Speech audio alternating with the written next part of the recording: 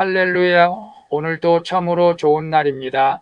오늘은 사무엘하 24장 10절에서 15절 말씀을 통해서 여호와의 손에 빠지고라는 제목으로 함께 묵상해 보도록 하겠습니다. 본문 요약은 이렇습니다. 다윗이 인구조사를 한 후에 자책하며 회개합니다. 하나님은 선지자 갓을 다윗에게 보내셔서 세 가지 재앙 중 하나를 택하라고 말씀하십니다. 이에 다윗은 사람의 손보다 긍휼이 크신 여호와의 손에 빠지기를 원한다고 합니다. 그래서 하나님이 이스라엘 전역에 3일간 전염병을 내리시게 되는 내용입니다. 말씀의 거울로 내 신앙 점검하기 1번을 봅니다. 내 고집대로 행하다가 실패한 적이 있습니까? 그때 남을 탓했습니까? 하나님 앞에 엎드렸습니까? 10절에 보면 다윗은 요압의 만류에도 불구하고 인구조사를 강행했지만 조사가 끝나자마자 자기 잘못을 자책하고 큰 죄를 범했음을 시인합니다.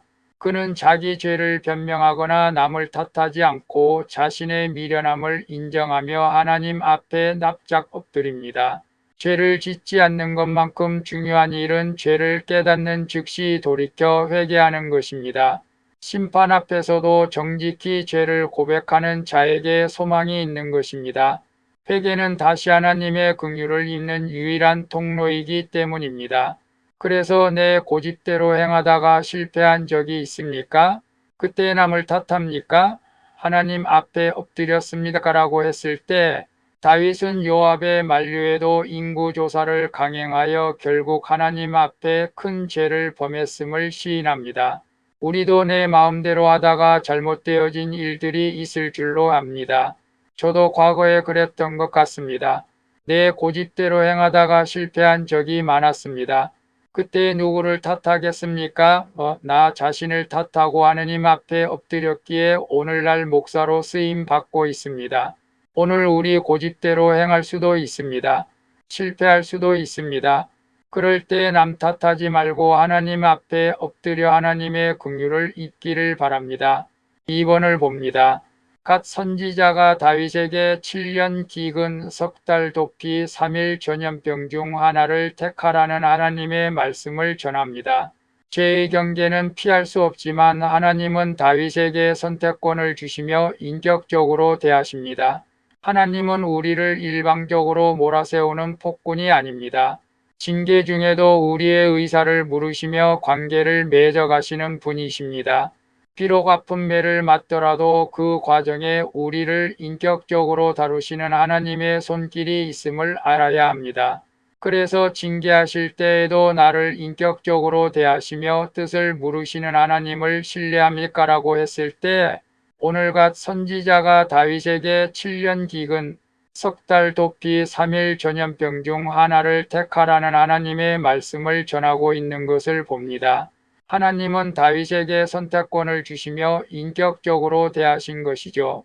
우리 하나님은 우리를 징계하실 때도 나를 인격적으로 대하시며 뜻을 물으시는 하나님을 신뢰할 수 있기를 바랍니다. 3번을 봅니다. 나는 고난이 닥칠 때 사람의 위로를 찾습니까? 아니면 징계 중에도 긍휼을 베푸시는 주님께 부르짖습니까? 14절에서 15절을 보면 다윗이 갓에게 여호와께서는 긍휼이 크시니 우리가 여호와의 손에 빠지기 원합니다 라고 고백합니다. 고통 중에서 사람에게 비굴해지기보다 자비로우신 하나님께 매달리겠다는 믿음의 선택을 한 것입니다. 하나님은 다윗의 선택대로 전염병을 내리십니다. 이는 결국 죄를 깨닫고 돌이키게 하시려는 하늘 아버지의 사랑에 매인 것입니다. 참된 믿음은 매를 맞는 순간에도 아버지의 품을 떠나지 않고 하나님의 공의를 의지하는 것입니다. 그래서 나는 고난이 닥칠 때 사람의 위로를 찾습니까? 아니면 징계 중에도 긍휼을 베푸시는 주님께 부르짖습니다 라고 했을 때 오늘 다윗은 갓에게 여호와께서 긍휼이 크시니 우리가 여호와의 손에 빠지기를 원합니다 하고 고백하죠. 이는 하나님께서 사랑의 매를 때린다 할지라도 하나님을 떠나지 않고 하나님의 공의를 의지한 것입니다. 오늘 우리도 마찬가지입니다.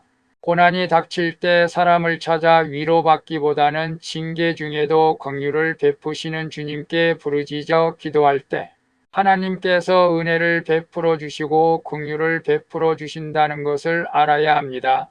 기도하겠습니다.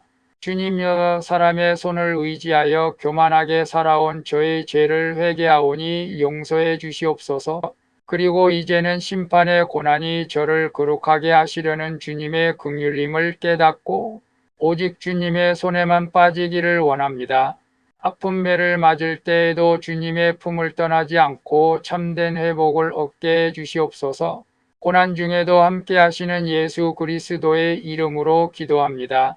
아멘. 오늘도 수고하셨습니다. 사랑합니다. 축복합니다. 샬롬.